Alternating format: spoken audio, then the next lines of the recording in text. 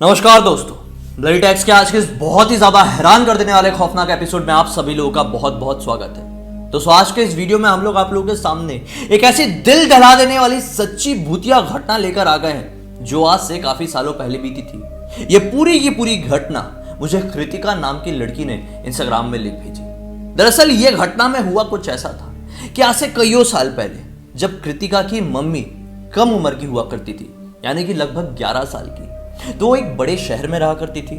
जब कभी भी त्योहार का टाइम होता था वो अपने गांव जरूर जाया करती थी।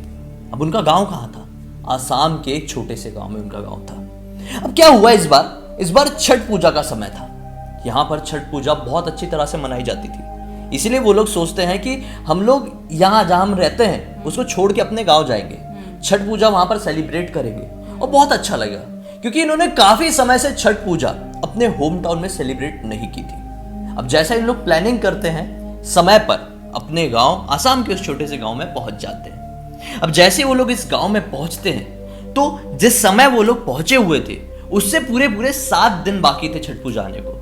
अब ये लोग पहुंच गए। अब जो कृतिका की मम्मी थी ये कम उम्र की थी, अच्छा लगा गांव में आके काफी दिनों बाद, तो खेलना शुरू कर दी, इधर उधर घूमती थी, मजा आने लगा था। रोज शाम को घर से बाहर खेलने के लिए निकल जाया करती थी और खेलते खेलते 2-3 दोस्त तो बना ही लेती थी। उनके दोस्त भी उनकी उम्र के ही छोटे छोटे बच्चे बनते थे। अब एक बार की बात है, छठ पूजा को एग्जैक्टली 3 दिन बाकी थे। ये क्या करती है, घर से बाहर निकलती है 7 बजे के आसपास और अकेले खेलते खेलते थोड़े एक अनजान रास्ते में पहुंच जाती है। पता नहीं कुछ खेल खेल रही होंगी। अनजान रास्ते में पहुंचती है तो वहां पर एक अजीबोगरीब घर दिखाई दे रहा था।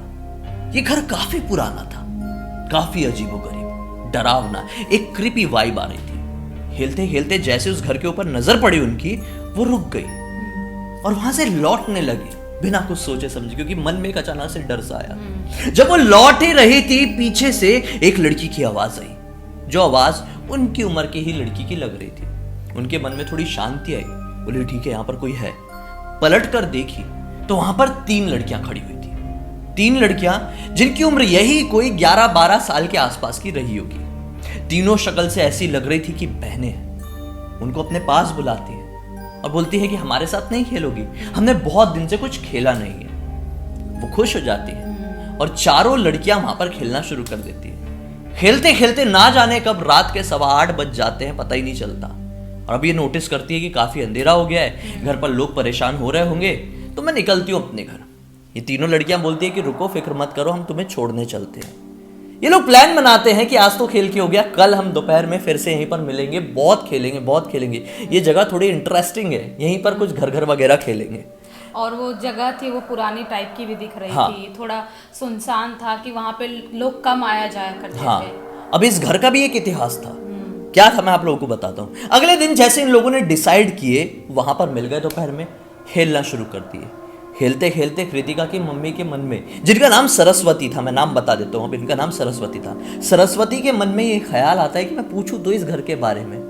बोलती है कि इस घर में तुम तीनों ही रहते हो ना? तो तीनों बहन बोलती है कि हाँ, हम ही रहते हैं। इन तीनों बहनों का भी नाम बता देता हूँ। एक का नाम था गायत्री, एक का नाम था मैत्री और एक का नाम था तुलसी। अब ये चारों लड़कियां बात कर ही रही थी तो उनमें से जो तुलसी थी बताती है कि दरअसल ये जो घर है ना, ये घर एक जमाने में बहुत पुरानी मील हुआ करती थी। इस मील का इतिहास लगता है बहुत ही बुरा था। यहाँ पर शायद काफी सारे लोगों की मौत एक साथ हो गई थी, शायद यहाँ पर एक आग लग गई थी, शायद इस मील में एक महामारी आ गई थी, जिसकी वजह से जितने भी लोग यहाँ पर मौजूद थे उन्हें इस मील के अंदर ही बंद कर दिया गया था। उस रात इस मील के अंदर क्या हुआ किसी को नहीं पता। अगली रात जब यहाँ पर लोग पहुंचे तो यहाँ पर काफी सारे लोगों की लाश थी। यहाँ पर उन लोगों के शरीर जले हुए थे, लेकिन एक भी आग का कोई दूसरा निशान नहीं था। कुछ लोग बोल रहे थे कि ये महामारी थी, तो कुछ लोग बोल रहे थे ये आग के कारण हुआ था। कभी क्लियर नहीं हो पाया। उसके बाद से इस मील में कभी कोई काम ही नहीं कर पाया। मील का जो जमीन का मालिक था एक्चुअली, उसने मील तोड़वाकर यहाँ पर एक घर बनवा दिया, और जो घर बनवाया है उसको ही मेरे मम्मी पापा ने खरीदा और यहाँ पर हम लोग काफी समय से रह रहे हैं। जैसे ही ये बात सरस्वती सुनती है तो उसे थोड़ी सी ये बात डरावनी सी लगती है यार, कि मैं ऐसे बच्चों के साथ खेल रही हूँ जो एक डरावनी जगह पर रहते हैं। जिसका इतिहास इतना पुराना है, इतना डरावना है, जिन लोगों की मौत हुई थी वो एक मिस्ट्री थी, मतलब कैसे अजीब सी मौत हुई थी, और वहीं पे घर बना है और उसी घर में ये लोग रह रहे हैं और इनके साथ मैं खेल रही हूँ। अब बच्चे तो बच्चे होते हैं, इनके मन में आता है यार ठीक है, थोड़ा सा एक इंटरेस्ट भी आता था, तो ऐसे लोगों से मिलने की काफी ज्यादा इच्छा होती थी हमें बचपन में। तो सरस्वती के मन में भी हुई, बोले कि हम कल भी खेलने जाएंगे। और खेलते खेलते हम लोग क्या करेंगे पता है, रात के 3 बजे के आसपास मिलेंगे। पहले तो हम खेल लेंगे दिन में, और फिर रात के 3 बजे के आसपास मिलेंगे, और जहां पर छठ पूजा होने वाली है उस घाट में जाएंगे, देखेंगे कि वहां पे कैसा कैसा फील होता है। तुम लोगों ने भूतिया एक्सपीरियंस किए होंगे ना, मैं भी करूंगी रात में 3 बजे निकल कर। और घाट पे जाएंगे तो शायद जो घाट में पूजा करने के लिए लोग आते हैं वो टाइम पे, लेकिन लोग 4 बजे 5 बजे करीब आते हैं। इन लोगों ने सोचे थे कि 2-3 बजे करीब हम पहुंच जाएंगे और अकेले चले जाएंगे, हम अकेले चले जाएंगे। हाँ। तो सरस्वती जब ये सारी बातें करके अपने घर पर उस रात को लौटती है, तो उसके मन में थोड़ी अजीब अजीब सी फीलिंग आने लगती है। सोचती है कि यार ये लड़कियां बड़ी अजीब और गरीब है, इन लड़कियों के बाल पूरे नहीं है। आमतौर पर लड़कियों के बाल तो लंबे हुआ करते थे और लंबे हुआ करते हैं, इन लड़कियों के बाल ऐसे छोटे छोटे हैं। तो इनको ना बहुत मन में ऐसा लगने लगा कि यार ये लड़कियां डरावनी सी लगती है मुझे। हाँ, और एक ही कपड़े में घूमती हैं, एक ही कपड़े भी नहीं बदलती, कपड़े भी नहीं बदलती, उनकी बॉडी भी थोड़ी गंदी टाइप दिखती है, मतलब नहाती वाती नहीं है। और ऐसी लड़कियां मेरी दोस्त है, ये भी आता है। हाँ। तो फिर दूसरे मन में ये भी आता है कि यार ठीक है ना, होता होगा, कुछ लड़कियां होती हैं ऐसी, ऐसे करके इग्नोर कर देती हैं। रात के 3 बजते हैं, ठीक है, जिस समय उन लोगों की रात में जाने की प्लानिंग हुई थी वो वाला समय आता है। अब वो वाला समय आता है तो सरस्वती अपने घर से चुपके से उठती है और रात में अपने घर से चोरी छुपे बिना किसी को बताए निकल जाती है। चलते चलते वो उसी घर के पास पहुंचती जहां पर वो तीनों लड़कियां रहा करती थी।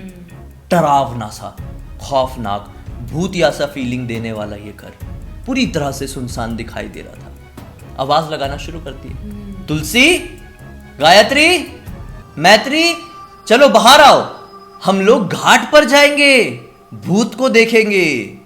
लेकिन अंदर से किसी का जवाब नहीं आता है। फिर से चिल्लाती है, लेकिन फिर से किसी का आवाज नहीं आता है। अब ये हैरान थी, अंदर से ऐसा लग रहा था कि कुछ तो भी खौफनाक है जो उन्हें अपनी तरफ बुलाने की कोशिश कर रहा है।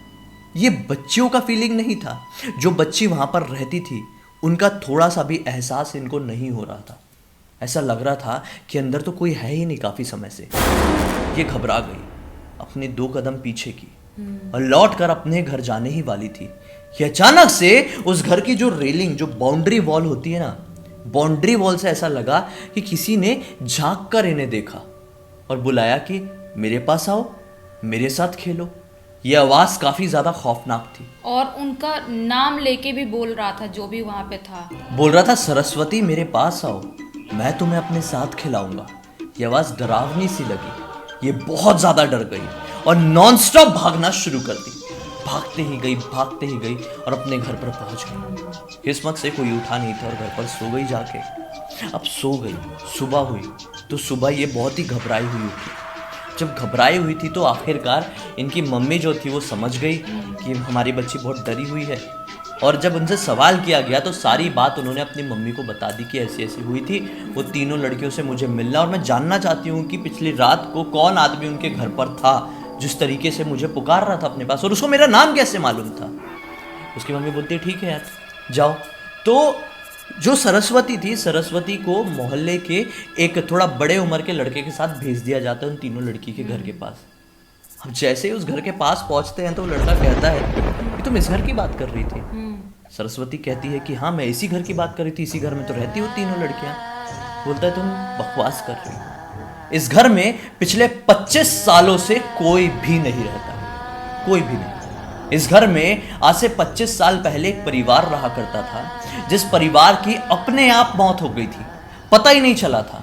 जब लोग उस घर के अंदर पहुंचे तो पाए कि इस परिवार में 3 बच्चियां हैं, एक आदमी है, उसकी पत्नी है, इनका शरीर जल गया है ऐसा लगा है, लेकिन घर पर आग लगने का एक भी निशान नहीं था। लोग समझ नहीं पाए कि उन लोगों को आखिर हुआ क्या, उनके शरीर में आग लगी या उनकी मौत किसी महामारी या श्राप की वजह से हुई, क्लियर नहीं हो पाया। मतलब कि जैसा वैसा ही हुआ था जैसे मील में हुआ था। उतने लोगों की वहाँ पे बॉडी जल गई थी, लेकिन पता नहीं चला था कि कैसे आग लगी है या महामारी से हुआ है। ऐसे ही इनकी फैमिली के साथ सेम टू सेम हुआ। जैसे ये बात सरस्वती सुनती है तो घबरा जाती है। उसे ऐसा लगता है कि भैया मेरे साथ मजाक करेंगे, क्योंकि भैया की उम्र भी 25 साल की थी नहीं। भैया झूठ बोल रहे होंगे, मुझे डराने की कोशिश कर रहे होंगे। वो अपने घर जाती है और जिनके मतलब अपने जो उनके जो रिलेटिव थे उनसे ये सारी बात पूछती है। तो रिलेटिव कहते हैं कि तू सचमुच में उस घर की बात कर रही थी, ये तो सही बोला है, इस घर में ऐसा हुआ ही था। दोस्तों, विश्वास मानो या ना मानो, उन्हें अपने कानों पर अपने साथ बीती पर विश्वास नहीं हो पाता है। ये ऐसा एक्सपीरियंस था जो किसी के भी साथ बीत जाए ना तो उनकी खड़े खड़े रूह तक कांप जाएगी दोस्तों। क्योंकि जस्ट इमेजिन, आप कल तक जिस इंसान से रोज मिल रहे थे, उसके साथ बातचीत कर रहे थे, खेल रहे थे, अपने सीक्रेट शेयर कर रहे थे, आज आप लोगों को पता चले कि वो इंसान तो इस दुनिया में एग्जिस्ट ही नहीं करता था, तो आपके ऊपर क्या बीतेगी दोस्तों, जस्ट इमेजिन। और देखा जाए एक तरीके से तो उन लड़कियों ने सरस्वती का मतलब इन लड़की की मम्मी का कोई भी नुकसान नहीं पहुंचाए थे, लेकिन आखिर उस रात में वो कौन था शैतान जिसकी आवाज आई थी जो इनको नुकसान पहुंचाना चाहता था? कोई भी हो सकता था, कोई भी हो सकता। शायद वो मील का कोई सताया हुआ शैतान रहा होगा, शायद उस परिवार में जिस आदमी की मृत्यु हुई थी उस परिवार का ही वो आदमी रहा होगा। कोई भी हो सकता है। आपको क्या लगता है? ये कहानी सुनकर अपनी राय कमेंट सेक्शन में जरूर बताइए दोस्तों। अब तक इस वीडियो को देखे हैं तो वीडियो को लाइक जरूर कर देना, चैनल को सब्सक्राइब करके बेल आइकन दबा के ऑल के ऑप्शन में क्लिक करना, क्योंकि इसी तरह के हैरान कर देने वाले खौफनाक वीडियोस आप लोग के सामने रेगुलरली लेके आते रहते हैं। इंस्टाग्राम के लिंक इस वीडियो के डिस्क्रिप्शन बॉक्स में क्लिक करके डायरेक्टली वहां पर पहुंच जाना। चलिए कल फिर से मिलते हैं, तब तक के लिए बहुत बहुत धन्यवाद। आपका दिन शुभ हो।